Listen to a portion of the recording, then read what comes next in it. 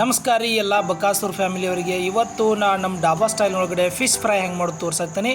ಒಂದು ತಾಟ್ನೊಳಗಡೆ ಫಸ್ಟು ಬೆಳ್ಳುಳ್ಳಿ ಪೇಸ್ಟ್ ಹಾಕೊಂಡಿ ನೋಡಿರಿ. ಬೆಳ್ಳುಳ್ಳಿ ಪೇಸ್ಟ್ ಹಾಕೊಂಡ್ಮೇಲೆ ಸ್ವಲ್ಪ ಅದಕ್ಕೆ ಧನಿಯಾ ಪೌಡ್ರನ್ನು ಹಾಕಿರಿ. ಧನಿಯಾ ಪೌಡ್ರ್ ಹಾಕಿದ ಮೇಲೆ ಸ್ವಲ್ಪ ಗರಂ ಮಸಾಲ ಹಾಕಿರಿ. ಗರಂ ಮಸಾಲ ಹಾಕಿದ ಮೇಲೆ ಮತ್ತೆ ಸ್ವಲ್ಪ ಅರಿಶಿನ ಪುಡಿಯನ್ನು ಹಾಕಿ ನಂತರ ಸ್ವಲ್ಪ ಮೆಂತ್ಯ ಪುಡಿಯನ್ನು ಹಾಕಿರಿ. ಮೆಂತ್ಯ ಪುಡಿ ಹಾಕಿದ ಮೇಲೆ ಅದಕ್ಕೆ ಸ್ವಲ್ಪ ಕಾರ್ನ್ಫ್ಲವರ್ 2 ಸ್ಪೂನ್ನಷ್ಟು ಕಾರ್ನ್ಫ್ಲವರನ್ನು ಹಾಕ್ಕೊಂಡಿದ್ದೀನಿ. 2 ಸ್ಪೂನ್ ಆಯಿತು. ನಂತರ ಅದಕ್ಕೆ ಸ್ವಲ್ಪ ಅಚ್ಚ ಖಾರದ ಪುಡಿಯನ್ನು ಹಾಕಿರಿ. ಅಚ್ಚ ಖಾರದ ಪುಡಿಯನ್ನು ಸ್ವಲ್ಪ ನಾನು ಹೆಚ್ಚಿಗೆ ತೊಗೊಳಕತ್ತೀನಿ. ನಿಮಗೆ ಅಚ್ಚ ಖಾರದ ಪುಡಿ ಹಾಕೊಂಡ್ಮೇಲೆ ರುಚಿಗೆ ತಕ್ಕಷ್ಟು ಉಪ್ಪನ್ನು ಹಾಕ್ಕೊಡ್ರಿ. ಉಪ್ಪು ಹಾಕೊಂಡ್ಮೇಲೆ ಸ್ವಲ್ಪ ನಾನು ಅದಕ್ಕೆ ಏನು ಮಾಡಾಕ್ತೀನಿ, ಕಲರ್ ಬರಲಿ ಅಂತೇಳಿ ಸ್ವಲ್ಪ ಕಲರನ್ನು ಯೂಸ್ ಮಾಡೀನಿ. ನೀವು ಕೂಡ ಹಾಕ್ರಿ, ಇಲ್ಲ ಅಂತಂದ್ರೆ ಸ್ಕಿಪ್ ಮಾಡಿರಿ. ನಂತರ ಇದನ್ನು ಕಂಪ್ಲೀಟಾಗಿ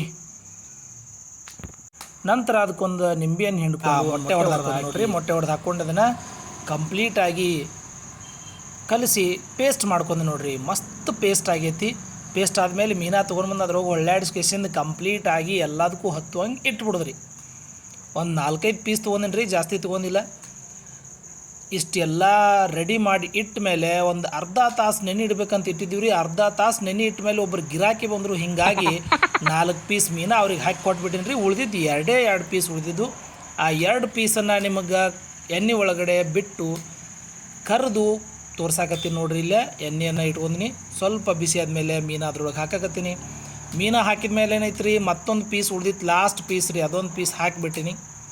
ಹಾಕಿ ಎರಡೂ ಎಣ್ಣೆ ಒಳಗಡೆ ಬೆಂದ ಮೇಲೆ ಒಂದು ಪ್ಲೇಟಿಗೆ ತಕ್ಕೊಂಡು ಬಿಡ್ರಿ. ತಕ್ಕೊಂಡು ಕಂಪ್ಲೀಟಾಗಿ ಎಣ್ಣೆ ಎಲ್ಲ ಹೋಗಿರ್ತೈತಿ, ಡ್ರೈ ಆಗಿರ್ತೈತಿ. ತಿನ್ನೋದಕ್ಕಂತರೂ ಮಸ್ತ್ ಕ್ರಂಚಿ ಆಗಿರ್ತಾವ. ನೀವು ಒಂದು ಸಲ ಮನೆಯೊಳಗಡೆ ಟ್ರೈ ಮಾಡಿರಿ. ಮತ್ತು ಇದಕ್ಕೆ ಲೈಕು ಕಮೆಂಟ್ಸನ್ನು ಕೊಡೋದನ್ನು ಮರಿಬೇಡ್ರಿ. ಬಾಯ್.